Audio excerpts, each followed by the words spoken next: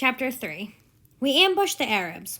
I got a good going over in the morning from old Miss Watson on account of my clothes, but the widow didn't scold. She just cleaned off the clay and looked so sorry that I thought I would behave a while if I could. Then Miss Watson took me into the closet and prayed. She told me to pray every day, and whatever I asked for I would get. I tried it. Once I got a fish line, but no hooks. The line wasn't any good without hooks.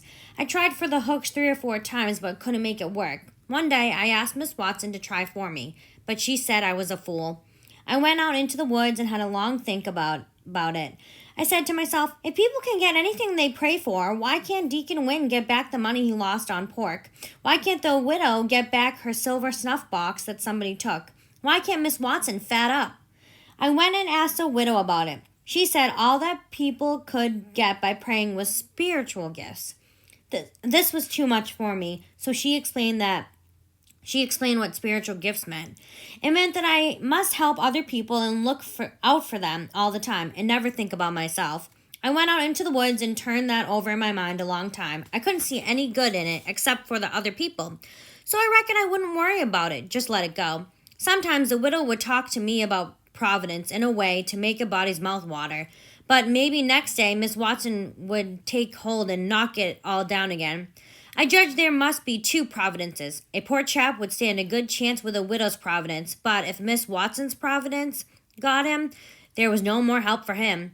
I reckon I would belong to the widow's providence if she wanted me, but I couldn't see how her providence was to be any better off for having me, seeing I was so ignorant and so kind of low down and ornery.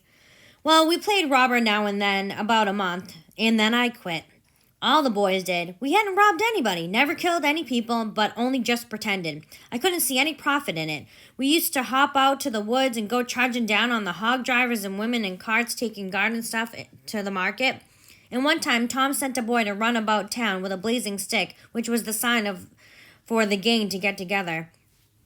He said he had got secret news by his spies that a whole band of Spanish merchants and rich Arabs would be camped next day in Cave Hollow. They had 200 elephants and 600 camels and over 1,000 pack mules, all loaded with diamonds. They had a guard of only 400 soldiers. He said we must slick up our swords and guns and get ready.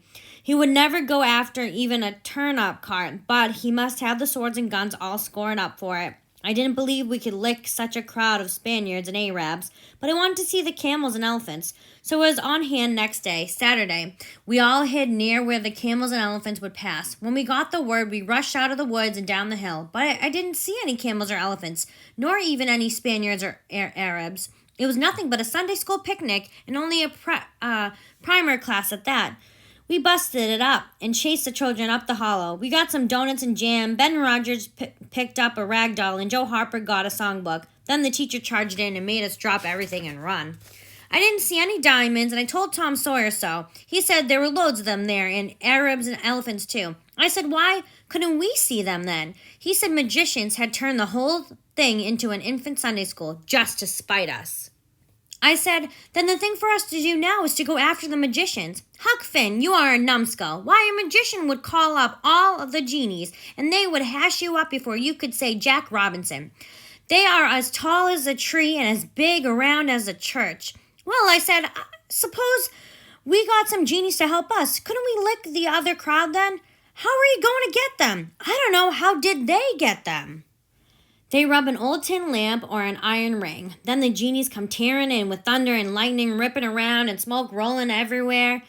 Then they do everything you tell them to do. They think nothing of pulling up a shot tower by the roots and belting a Sunday school superintendent over the head with it. Who makes them tear around so? Why, they belong to whoever rubs the lamp or the ring. They have got to do whatever he says. Maybe build a palace 40 miles long out of diamonds and fill it full of chewing gum.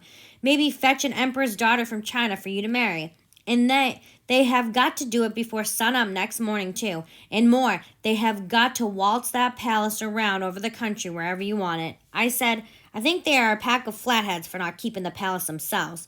And what is more, I'd see a man in Jericho before I drop my business and come to him for the rubbing of an old tin lamp.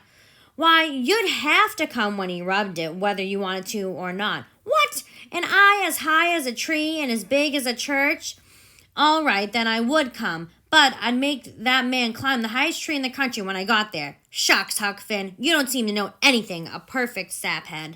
I thought all this over for 2 or 3 days. Then I decided I would see if there was anything in it. I got an old tin lamp and an iron ring.